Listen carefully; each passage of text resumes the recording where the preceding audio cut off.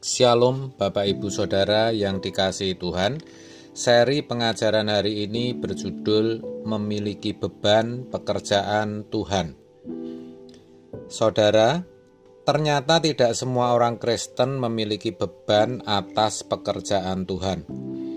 Pada umumnya, mereka tidak merasa bertanggung jawab atas pekerjaan Tuhan. Mereka berpikir itu tanggung jawab pendeta atau hamba Tuhan. Entah prinsip apa yang mempengaruhi pikiran banyak orang, sehingga timbul pikiran seperti itu.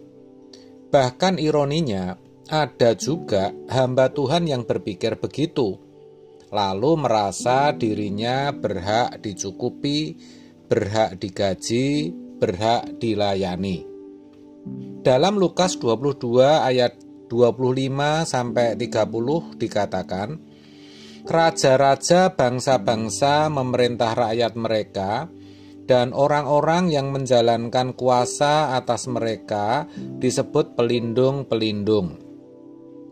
Tetapi kamu tidaklah demikian, melainkan yang terbesar di antara kamu hendaklah menjadi sebagai yang paling muda dan pemimpin sebagai pelayan.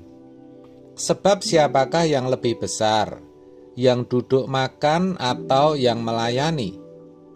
Bukankah dia yang duduk makan? Tetapi aku ada di tengah-tengah kamu sebagai pelayan. Kamulah yang tetap tinggal bersama-sama dengan aku dalam segala pencobaan yang aku alami. Dan aku akan menentukan hak-hak kerajaan bagi kamu, sama seperti Bapakku menentukannya bagiku, bahwa kamu akan makan dan minum semeja dengan aku di dalam kerajaanku, dan kamu akan duduk di atas tahta untuk menghakimi ke-12 suku Israel. Kalau dikatakan, kamulah yang tetap tinggal bersama-sama dengan aku dalam segala pencobaan yang aku alami, dan aku menentukan hak-hak kerajaan bagi kamu, itu berarti betapa bernilainya memiliki beban atas pekerjaan Tuhan. Orang yang memiliki beban atas pekerjaan Tuhan akan dihargai, akan duduk semeja dengan Tuhan, dan memerintah bersama Dia. Artinya, akan dimuliakan bersama-sama Tuhan Yesus.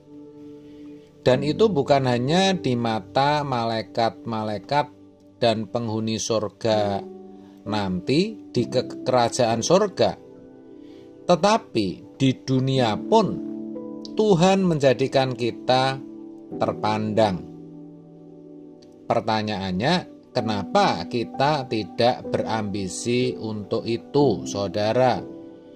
Untuk memiliki beban atas pekerjaan Tuhan. Bicara pekerjaan Tuhan itu tidak selalu identik dengan pelayanan gerejawi. Jangan salah, pekerjaan Tuhan itu menyangkut segenap hidup kita. Setiap yang kita lakukan harusnya itu menjadi pekerjaan Tuhan untuk memuliakan Dia. Begitu maksudnya. Maka istilah imam, hamba Tuhan, full timer atau awam itu sebenarnya tidak ada. Sebab apa? Sebab kita semua itu imam dan full timer. Pekerjaan Tuhan itu tanggung jawab kita semua. Jadi semua yang kita lakukan mestinya hanya untuk kepentingan Tuhan. Nah, orang yang seperti ini, yang benar-benar rindu mempersembahkan hidupnya untuk Tuhan, biasanya akan mendapat serangan dari kuasa gelap. Namun, Tuhan pasti sertai. Ingat, orang yang disertai Tuhan bukan berarti tidak mendapat tantangan. Di bagian lain dikatakan, kamu telah dibeli dan harganya lunas dibayar. bahwa kamu bukan milik kamu sendiri. 1 Korintus 6 ayat 19-20. Bukan milik kamu sendiri, tapi milik majikanmu. Dan itulah standar seorang budak pada zaman itu, yang tidak berhak atas dirinya lagi, tidak memiliki martabat, tidak memiliki kebebasan, tidak punya kepentingan sendiri, tetapi kepentingan majikannya. Dan itulah kita. Sayangnya, standar yang seperti itu hilang. Jadilah yang dianggap full-timer hanya para imam dalam gereja, yaitu para pendeta. Padahal, pendeta pun belum tentu benar-benar melayani Tuhan dengan segenap hati. Orang yang mengerti, menghayati, dan berusaha untuk melayani dengan segenap hati saja, dengan full-timer maksudnya, tidak mudah.